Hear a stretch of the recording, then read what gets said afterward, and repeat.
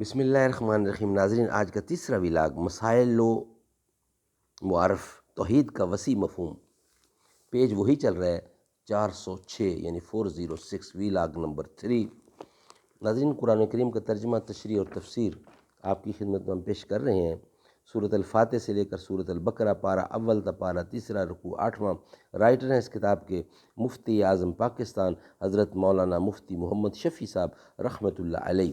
بسم اللہ الرحمن الرحیم۔ الحمدللہ وکفی وسلام علی عبادہ الذین اصطفی۔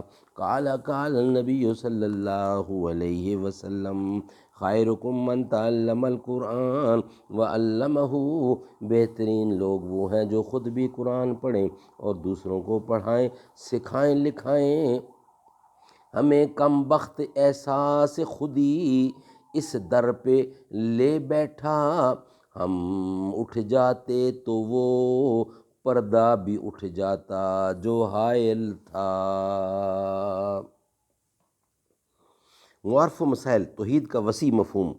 وَإِلَٰهُكُمْ إِلَٰهٌ وَاحِدٌ، اللہ تعالیٰ کی توحید متعدد اور مختلف حیثیتوں سے ثابت ہے۔ مثلاً وہ ایک ہے، یعنی کائنات میں کوئی اس کی نظیر و شبیہ نہیں ہے، نہ کوئی اس کا ہمسر و برابر ہے، اس لیے وہ اس کا مستحق ہے کہ اس کو وحد کہا جائے۔ دوسرے یہ کہ وہ ایک ہی استحقاق عبادت ہیں، یعنی اس کے سوا کوئی عبادت کا مستحق نہیں۔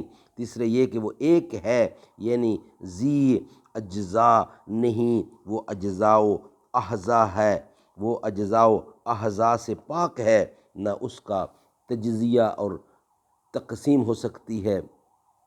چوتھا یہ کہ وہ ایک ہے، یعنی اپنے وجود ازلی ابدی میں ایک ہے۔ وہ اس وقت بھی موجود تھا، وہ اس وقت بھی موجود تھا، وہ اس وقت بھی موجود ہے جب کوئی چیز موجود نہ تھی، اور اس وقت بھی موجود ہے اور رہے گا جب کوئی چیز موجود نہ رہے گی، اس لیے وہ اس کا مستحق ہے کہ اس کو وحد کہا جائے۔ لفظ وحد میں یہ تمام حیثیتیں توحید کی ملحوظ ہیں۔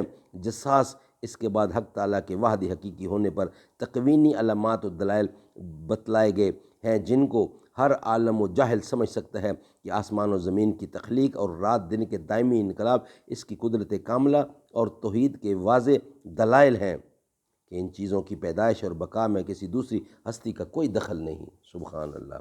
ناظرین، یہ تھا ولاگ نمبر 3۔ انشاءاللہ ولاگ نمبر 4 کے ساتھ آپ سے ملاقات ہوگی۔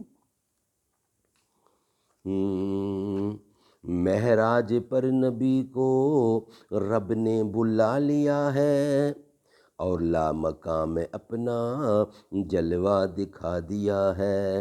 حیران ہے ابھی تک گردوں سفر وہ منزل، قوسین کی حدوں سے زیادہ قریب جلوہ۔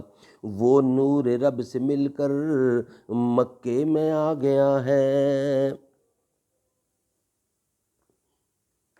ملک دنا کے مالک نے تم کو جو چن لیا ہے۔ پرواز جن کی اعلیٰ سدرا پہ رک گئے ہیں، تم پوچھتے ہو دلبر کیسے گیا ہے اوپر۔ جبریل کیسے جائیں، آقا کا راستہ ہے، ہم سوچتے ہیں واپس کیسے وہ آ گیا ہے۔ مہاراج پر نبی نے، معراج پر نبی کو رب نے بلا لیا ہے۔